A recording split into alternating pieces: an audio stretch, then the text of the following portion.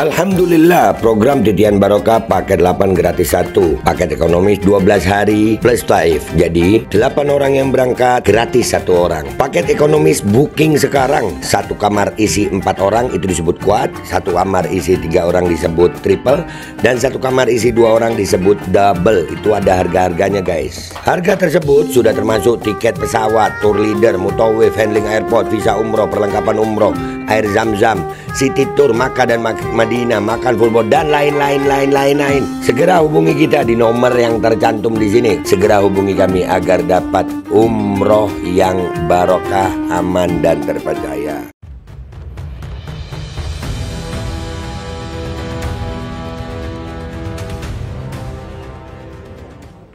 Si dokter hukum itu mengatakan kami langsung ketemu Pak. Saya bilang kalau gitu tolong kasih tahu Joko Widodo, hormati hukum, hormati pengadilan, jangan merasa masih menjadi presiden.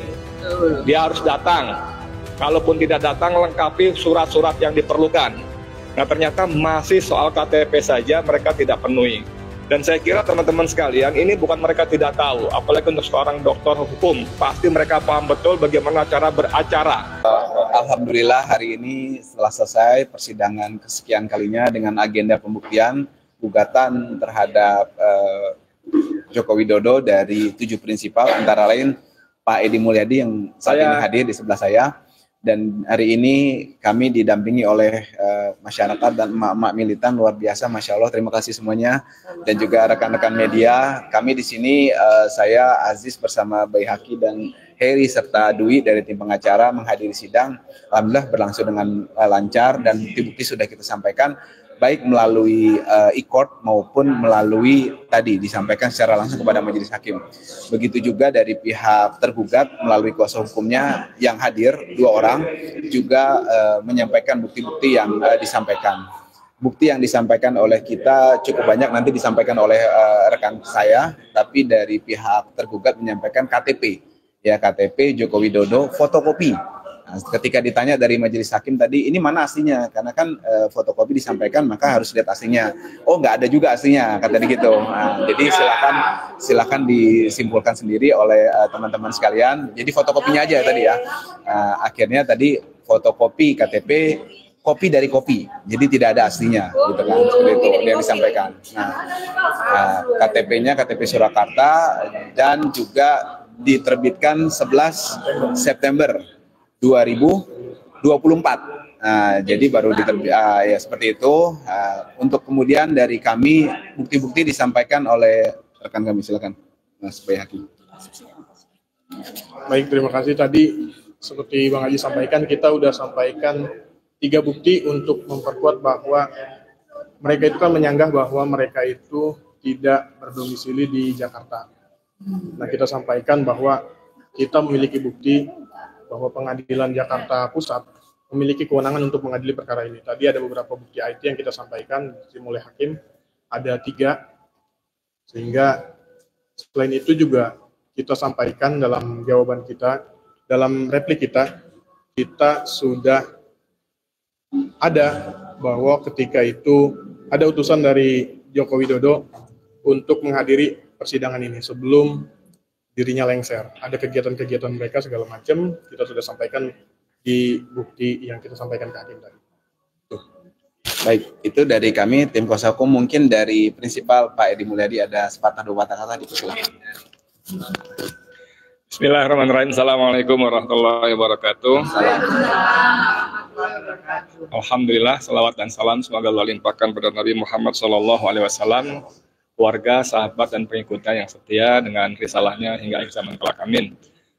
Teman-teman, untuk kesekian kalinya, sebetulnya persidangan hari ini menunjukkan bahwa Jokowi tidak punya niat baik, ya, tidak punya niat baik, dan memang saya nggak tahu kalau setiap orang itu ada sisi baik, ada sisi buruknya, tapi seperti Jokowi nggak punya kebaikan sama sekali, ya.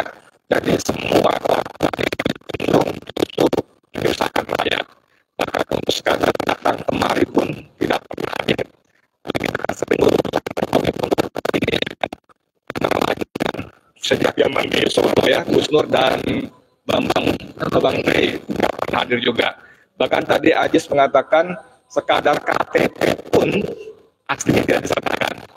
Jadi kita ingat ketika sidang Gus Dur di Solo, saya hadir dengan beberapa kawan lain seperti Egy Sujana dan siapa namanya Refli Harun, itu ternyata bahwa semua saksi yang dihadirkan, bahkan kepala sekolah SMA-nya pun ketika menandatangani surat fotokopi legalisir ijazah itu mengaku menyatakan tidak pernah melihat ijazah aslinya.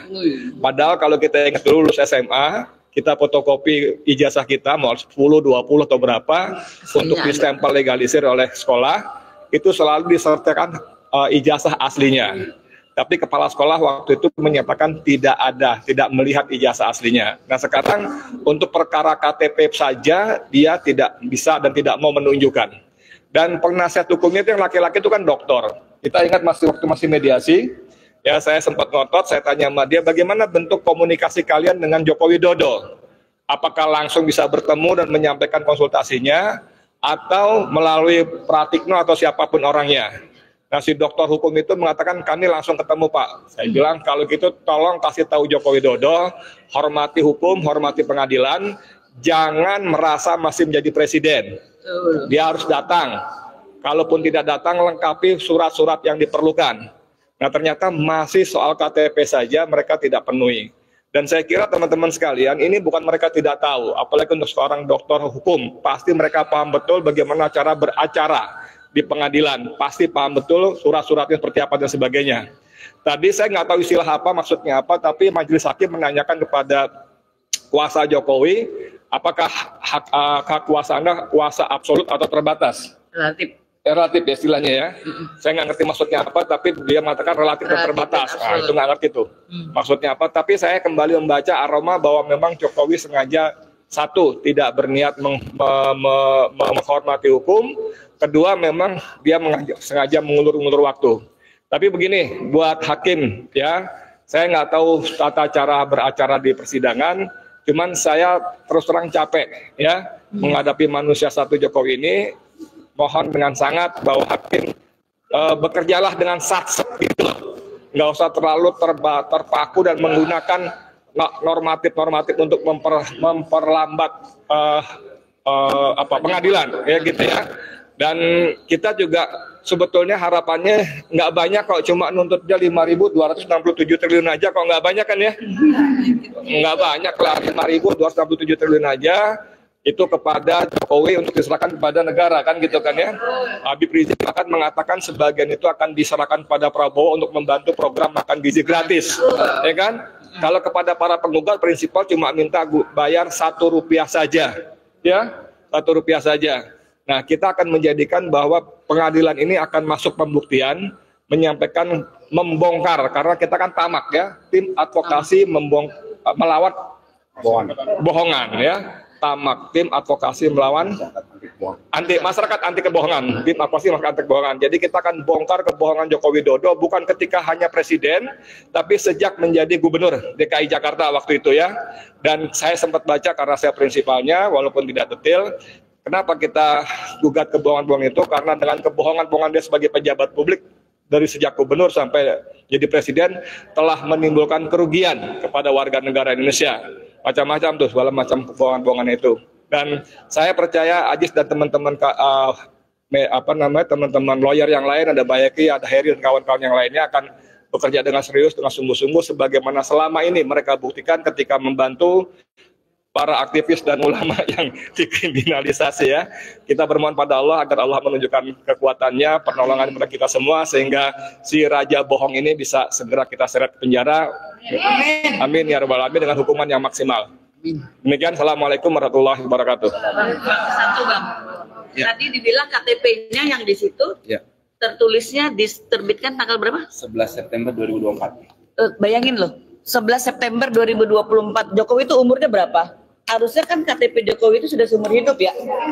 Ditengarai baru bikin tuh Bang. Iya, baru cetak. Ya, kalau saya kan cuma orang umum nih, bukan orang hukum. Kalau ketika ada kasus yang muncul itu adalah KTP tanggal berapa tadi Bang? Lupa. September 2024. September 2024, sedangkan kita pertama ngajuin gugatan 30 September. 30 September 2024. Ya udah, silakan dibaca sendiri. Berarti nambah lagi tuh kebohongannya satu lagi. Ya, benar gak sih? Gak mungkin dong Jokowi gak punya KTP yang seumur hidup, yang dari dulu-dulu, masa baru bikin? Ya, hukumnya gimana tuh Bang? Ditambahin lagi Bang, makasih. Dari KNPRI, Assalamualaikum. Iya, saya tidak bisa menyimpulkan karena tidak punya wewenang untuk itu, tapi biar masyarakat yang umum aja yang ngomong. Ya. Terima kasih ya. Udah waktunya sholat zuhur, kita sholat zuhur dulu. Terima kasih. Assalamualaikum warahmatullahi wabarakatuh. Alkodi kembali hadir. Baju koko kesayangan Anda kini sudah tersedia kembali. Untuk pemesanan hubungi nomor di atas. Dengan desain yang semakin modern dan bahan yang semakin nyaman. Alkodi siap menemani ibadah dan aktivitas sehari-hari Anda. Dapatkan koleksi terbaru Alkodi sekarang juga.